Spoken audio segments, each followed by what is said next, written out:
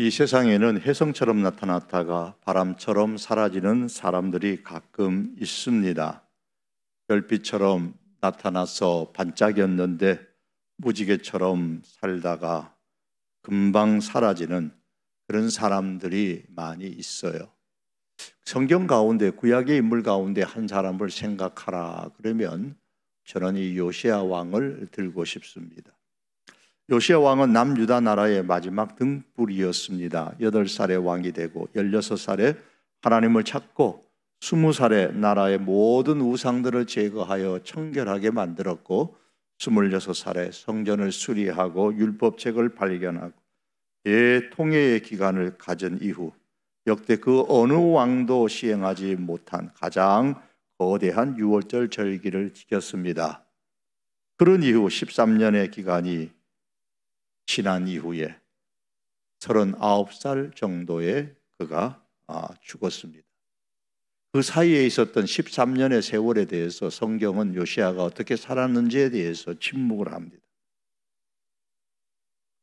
신흥 바벨론의 나보플라살이라는 왕이 아수르의 수도 니느웨를 함락시켰습니다.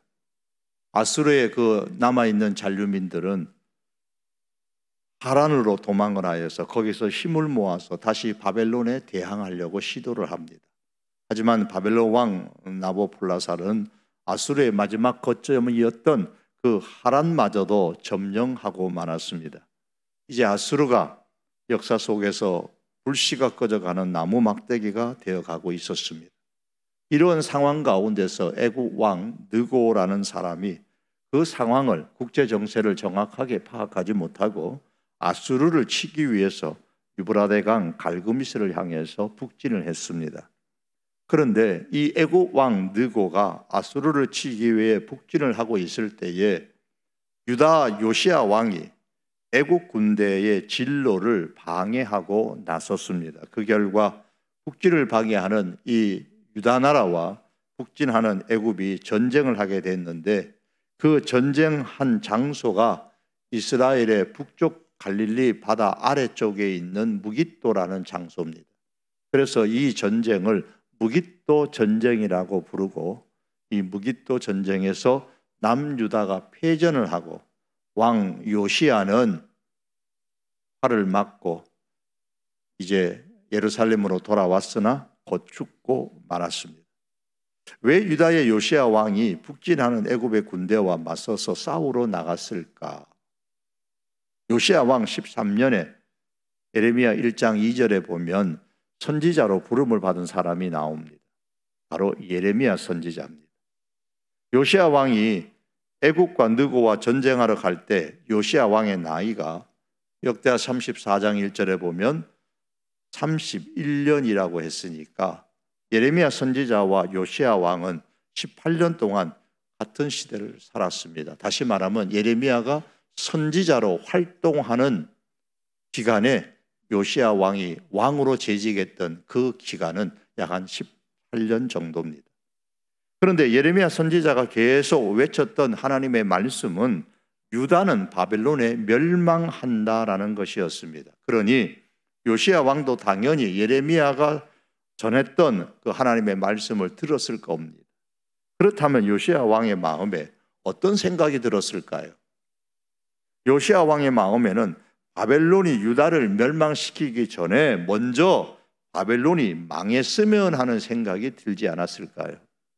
그런데 요시야 왕 생각에 바벨론을 상대할 나라는 그 당시에 아수르밖에 없다고 생각을 했습니다. 바벨론은 신흥 바벨론이고 아수르는 그동안 그 당시에 세계를 지배하는 강대한 나라였기 때문입니다. 물론 바로 얼마 전에 아수르가 바벨론에 그렇게 전쟁에서 패배하기는 했지만 그래도 바벨론에 대항할 수 있는 나라는 아수르밖에 없다고 여겼던 것이죠. 그런 차에 애굽 왕 느고가 아수르를 치러 북진한다고 하니 요시야 왕은 아수르 편에 서서 아수르가 살아야 바벨론을 멸망시킬 수 있으니 애굽 왕 느고의 군대, 아수르를 지금 치러 나가는 애굽 왕 느고의 군대를 중간에서 막았던 겁니다. 이에 대해서 열왕기하 23장 29절은 이렇게 말씀합니다. 요시야 당시에 애굽의 왕 바로 느고가 아수르 왕을 치고자 하여 유브라데 강으로 올라가므로 요시야 왕이 맞서 나갔더니 애굽 왕이 요시야를 무깃도에서 만났을 때에 죽인지라. 요시야 왕이 죽었을 때 그의 나이가 39살 정도였습니다. 8살의 왕이 되어서 31년 동안 왕위에 재직했으니 39이죠. 이로 인해 혜성처럼 나타난 신앙의 사람 요시야 왕의 신앙 개혁은 미완성으로 끝나게 되고 유다 나라는 멸망을 향하여 더 급속하게 하강을 하게 되었습니다. 그렇기 때문에 요시야 왕의 죽음에 관한 말씀을 읽을 때에 더욱 안타까운 마음이 들게 되죠. 여기서 우리는 요시야 왕의 죽음을 묵상하면서 신앙적으로 생각해야 될 몇 가지 사실이 있습니다. 그 첫째는 우리의 신앙이 하나님의 계획을 막을 수 없을 때가 있다는 사실을 알아야 합니다. 신앙 개혁에도 불구하고 요시야는 멸망으로 달려가는 유다의 흐름을 바꾸어 놓지를 못했습니다. 그 이유는 그의 할아버지인 므낫세 왕이 행한 불신앙이 너무나 컸기 때문입니다. 열왕기하 23장 25절에서 27절의 말씀입니다. 요시야와 같이 마음을 다하며 뜻을 다하며 힘을 다하여 모세의 모든 율법을 따라 여호와께로 돌이킨 왕은 요시야 전에도 없었고 후에도 그와 같은 자가 없었더라. 대단한 왕이었습니다. 신앙 개혁을 함에 있어서. 그러나 여호와께서 유다를 향하여 내리신 그 크게 타오르는 진노를 돌이키지 아니하였으니 왜냐하면 이는 므낫세가 여호와를 경노하게 한 그 모든 경노 때문이라. 여호와께서 이르시되 내가 이스라엘을 물리친 것 같이 유다도 내 앞에서 물리치며 내가 택한 이 성 예루살렘과 내 이름을 거기에 두리라 한 이 성전을 버리리라 하셨더라. 요시야 왕의 할아버지였던 므낫세의 그 악행으로 말미암아 하나님께서 남유다뿐만 아니라 예루살렘 성전도 버릴 것을 결정하셨습니다. 이러한 하나님의 결정을 요시야의 신앙 개혁이라 할지라도 막지를 못했던 겁니다. 여러분, 우리가 아무리 신앙으로 산다고 해도 꺾을 수 없는 하나님의 뜻이 있습니다. 모세나 히스기야와 같이 기도를 통해 하나님의 마음을 돌이키는 경우도 있습니다. 그렇기 때문에 우리는 이들을 모델로 삼아서 진심을 담은 신앙으로 때로는 하나님의 뜻을 돌이켜서라도 은혜를 베풀어 달라고 부르짖을 때도 있어야 합니다. 하지만 거기까지입니다. 우리가 아무리 신앙을 담아 신앙생활하고 진심으로 기도한다고 할지라도 꺾을 수 없는 하나님의 뜻이 있다는 사실을 인정을 해야 합니다. 하나님께서 예레미야에게 이렇게 말씀하실 때가 있었습니다. 그런즉 너는 이 백성을 위하여 기도하지 말라. 그들을 위하여 부르짖어 구하지 말라. 내게 간구하지 말라. 내가 내게서 듣지 아니하리라. 하나님께서 이미 유다의 멸망을 확정하셨다라는 겁니다. 그러니 내 뜻을 꺾으려고 하지 말라는 뜻입니다. 하나님은 므낫세 왕 때에 행한 그의 악행을 보고 이미 유다의 멸망을 확정하셨습니다. 이것이 요시야 왕의 죽음으로 신앙개혁이 미완성으로 끝나게 된 이유이기도 합니다. 여러분, 헌신과 충성과 기도는 우리 성도들이 해야 할 마땅한 몫입니다. 그 이후에 어떤 결과가 올지 그 이후의 결과는 하나님의 몫입니다. 많은 경우에 하나님께서 우리의 헌신과 충성과 기도를 보시고 하나님께서 그 마음을 돌이켜서라도 응답하시는 좋은 결과를 주시는 경우가 있습니다. 하지만 그렇다고 할지라도 우리의 입장에서는 헌신과 충성과 기도의 결과에 연연하지 말고 기대했던 결과가 혹 발생하지 않는다고 할지라도 그 결과로 인하여서 슬퍼하거나 하나님을 향하여 원망하거나 분노하거나 하지 말고 어떤 결과가 우리에게 주어진다 할지라도 겸손하게 마지막 순간까지 하나님의 뜻을 따르는 것이 하나님의 주권을 인정하는 하나님의 사람의 진정한 신앙의 모습입니다. 하나님은 말씀하십니다. 내 것을 가지고 내 뜻대로 할 것이 아니냐? 내가 선함으로 내가 악하게 보느냐? 하나님의 절대적인 주권을 인정할 수 있는 신앙의 사람, 거기에까지 이를 수 있기를 바랍니다. 요시야 왕의 죽음이 주는 두 번째의 의미는 하나님은 말씀하시는 하나님이라는 사실입니다. 그러므로 우리는 오늘도 지금도 말씀하시는 하나님의 그 말씀에 귀를 기울여야 합니다. 역대하 35장 21절에 보면 요시야 왕이 애굽의 느고의 길을 막고 섰을 때에 느고가 말합니다. 유다 왕이여, 내가 그대와 무슨 관계가 있느냐? 내가 오늘 그대를 치려는 것이 아니요 나와 더불어 싸우는 족속을 치려는 것이라. 하나님이 나에게 명령하여 속히 하라 하셨은즉 하나님이 나와 함께 계시니 그대는 하나님을 거스르지 말라. 그대를 멸하실까 하노라. 그럼에도 불구하고 22절에 보면 요시야 왕은 몸을 돌이켜 떠나기를 싫어하고 오히려 변장을 하고 애굽의 느고와 싸우고자 했습니다. 성경은 이러한 요시야 왕의 태도에 대해서 22절에 보면 하나님의 입에서 나온 느고의 말을 듣지 아니하였다라고 말씀합니다. 요시야가 죽기 전에 하나님은 그에게 말씀으로 경고하셨습니다. 하나님은 말씀하시는 하나님이십니다. 히브리서 1장 1절과 2절은 옛적의 선지자들을 통하여 여러 부분과 여러 모양으로 우리 조상들에게 말씀하신 하나님이 이 모든 날 마지막에는 아들을 통하여 우리에게 말씀하셨다라고 했습니다. 구약시대에는 하나님께서 여러 부분과 여러 모양으로, 다시 말하면 환상이나 꿈이나 혹은 사람이나 등등을 통해서 말씀을 하셨습니다. 그리고 신약시대에, 특별히 예수님 공생의 시대에는 예수님을 통하여서 말씀하셨습니다. 다시 말하면 예수님의 그 말씀과 또한 그 이적과 치유 사역을 통하여서 말씀하셨습니다. 제자들은 예수님의 그 말씀과 사역을 통해서 하나님의 말씀을 들었습니다. 그리고 예수님께서 승천하신 이후에는 성령님을 통하여 말씀하십니다. 즉 사도행전으로부터 오늘에 이르기까지 하나님은 성령으로 그의 사람들에게 말씀하고 계십니다. 성경은 말씀합니다. 고린도전서 3장에 보면 너희는 너희가 하나님의 성전인 것과 하나님의 성령이 너희 안에 계시는 것을 알지 못하느냐. 이 말씀처럼 성령님은 항상 예수님을 믿는 사람 안에 거하면서 우리에게 말씀하십니다. 그러므로 오늘 이 시대에는 하나님께서 성령님에 의해서 말씀하고 계십니다. 그런데 하나님께서 성령님에 의해서 우리에게 말씀하실 때에는 여러 가지 도구를 사용하여 말씀합니다. 다시 말하면 성경이나 기도나 환경이나 사람이나 혹은 교회를 통해서 말씀을 하십니다. 하나님께서 말씀하신다는 것을 어떻게 알 수 있을까요?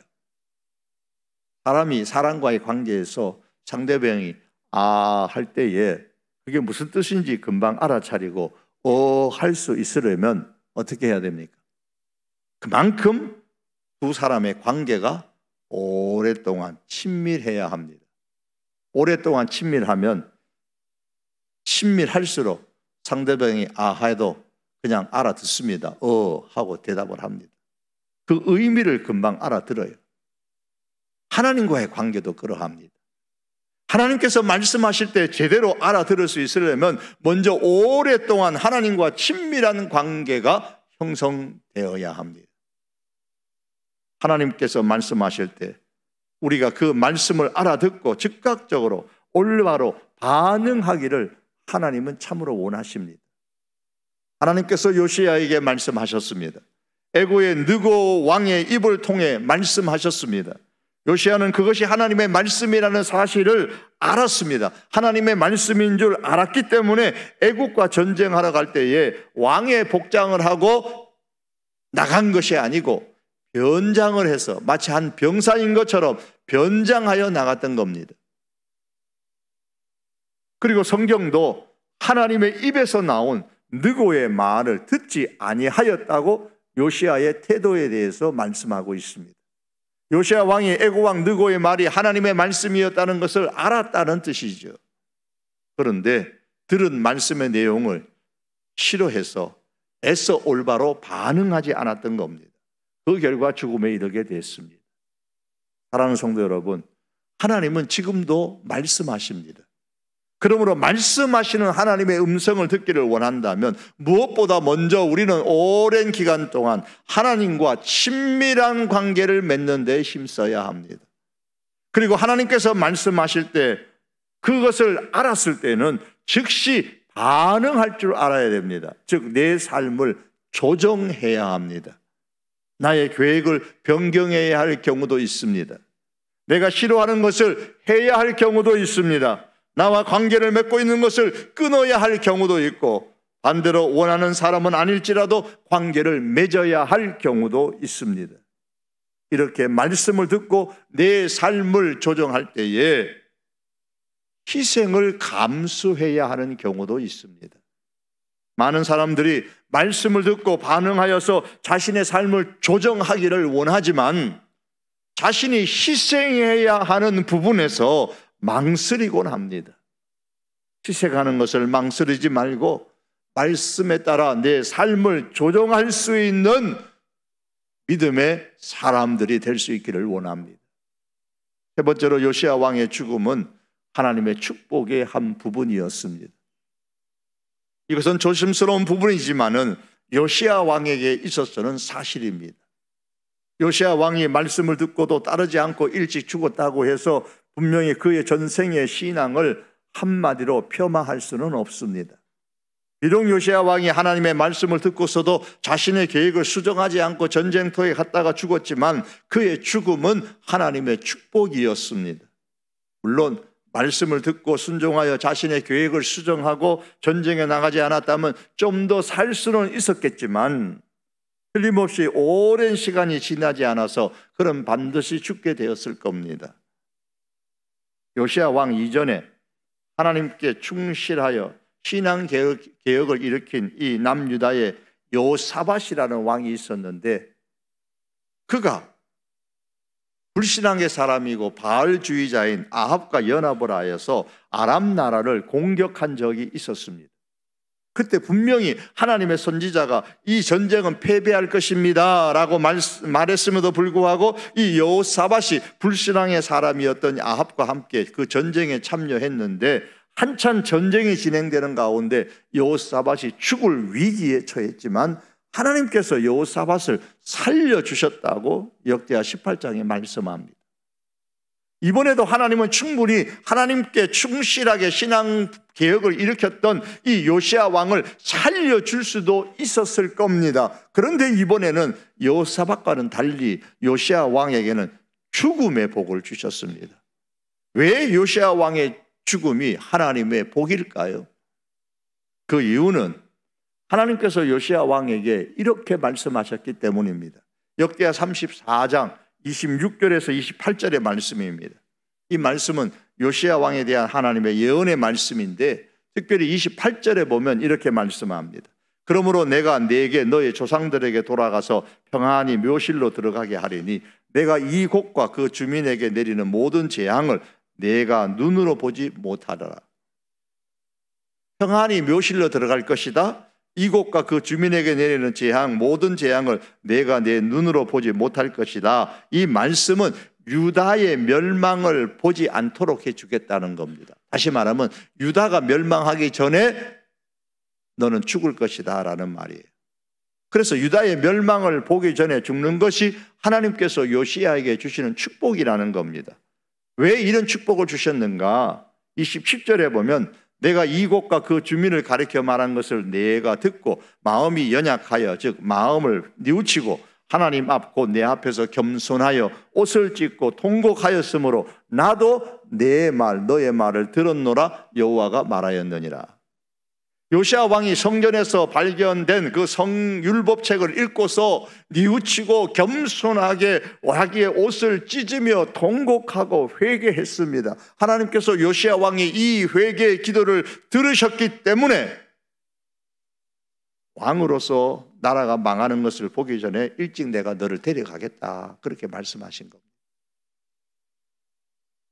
그가 죽은 이후에 23년 지나서 유다 나라는 바벨론에 멸망을 했습니다. 그러므로 요시야 왕이 일찍 죽은 것은 하나님의 말씀이 성취된 하나님의 축복입니다. 왕으로서 그의 나라가 망하는 것, 그의 백성이 비참한 상황에 이르는 것을 요시야 왕이 직접 자기 눈으로 보지 않도록 해 주셨던 겁니다. 하나님께서 요시야 왕에게 배려해 주신 거예요. 그래서 일찍 요시야를 데리고 가신 겁니다. 백성들의 입장에서 보면 요시야 왕의 죽음은 예상하지 못했던 갑작스러운 죽음이었습니다. 나라를 크게 영적으로 부흥시켰던 왕의 죽음이었습니다. 그렇기 때문에 신하들도 백성들도 제사장도 선지자도 모두 다 오늘 본문의 24절 하반절과 5절에 보시면 그의 죽음을 슬퍼하였다고 했습니다. 특별히 예레미야는 그를 위하여서 애가를 지었고 모든 노래하는 남자들과 여자들이 요시야를 슬퍼 노래했습니다. 모든 사람이 슬퍼한 요시야 왕의 죽음입니다. 슬퍼했던 것만큼 요시야 왕의 죽음에 대해서 이런저런 말들을 할 수 있었을 겁니다. 그러나 요시야 왕의 입장에서 보면 그의 죽음은 유다 나라의 멸망을 보지 않게 하시려는 하나님의 축복이었던 겁니다. 사랑하는 성도 여러분, 누군가의 죽음은 객관적으로 보면 누구에게나 슬픈 일임에 틀림이 없습니다. 그렇기 때문에 위로가 필요하고 죽음의 환경 속에서 믿음의 용기와 소망이 절대적으로 필요합니다. 하지만 한편으로는 하나님의 관점에서 볼 때에 그 누군가의 죽음은 다는 아니라 할지라도 하나님의 축복일 수도 있다는 사실을 알아야 합니다. 이 사실을 우리가 인정을 한다면 우리는 그 누군가의 죽음을 보면서 함부로 내 생각대로 판단하지 말아야 합니다. 특별히 부정적으로 우리가 말하지 말아야 합니다. 사랑하는 성도 여러분, 죽음의 문제뿐만 아니라 때로는 인생 가운데서 겪게 되는 실패와 공경도 마찬가지입니다. 모든 실패와 공경이 다 하나님의 축복은 아니지만 하나님의 축복일 수도 있습니다. 내가 당하는 어려움이, 내가 당하는 실패가 때로는 하나님께서 베풀어 주시는 은혜요, 축복일 수도 있다는 사실입니다. 사도 바울은 자기의 몸에 있는 사탄의 가시를 하나님의 은혜라는 사실을 깨달았어요. 한때 실패와 공경을 겪었던 요셉은 창세기 45장과 5절 7절에서 고백합니다. 하나님이 생명을 구원하시려고 나를 당신들보다 먼저 보내셨습니다 라고 고백을 했습니다. 과거 자신의 실패와 그 공경이 오늘을 위한 하나님의 축복이었다라고 고백을 한 겁니다. 그러므로 성도 여러분, 비록 죽음을 지켜보는 사람이나 혹은 실패나 공경을 겪는 사람은 그 순간이 고통스럽고 힘든 것은 사실이지만 하나님의 섭리와 주권을 믿고 불신앙의 슬픔과 슬픔 가운데 빠지지 않기를 바랍니다. 그때가 오히려 하나님께서 새롭게 말씀하시는 것에 귀를 기울이고 하나님을 만나며 새롭게 출발하는 순간이 출발점이 되어야 합니다. 말씀을 맺기를 원합니다. 여러분, 우리의 충성과 헌신 혹은 진실한 기도라 할지라도 꺾을 수 없는 하나님의 뜻이 있다는 사실을 우리는 겸손하게 인정할 수 있기를 바랍니다. 내 뜻대로 혹 되지 않았다고 해서 분노와 실망과 좌절에 빠지지 말고 그 순간에 더욱더 하나님의 주권 앞에 무릎 꿇는 성숙한 신앙의 사람들이 될 수 있기를 바랍니다. 하나님은 말씀하시는 하나님이십니다. 하나님은 지금도 성령님에 의해 성경과 기도와 환경과 사람을 통하여 교회를 통하여 말씀하십니다. 그러므로 말씀하시는 그 하나님의 음성을 듣기를 원한다면 무엇보다도 먼저 오랫동안 하나님과 친밀한 관계를 맺으십시오.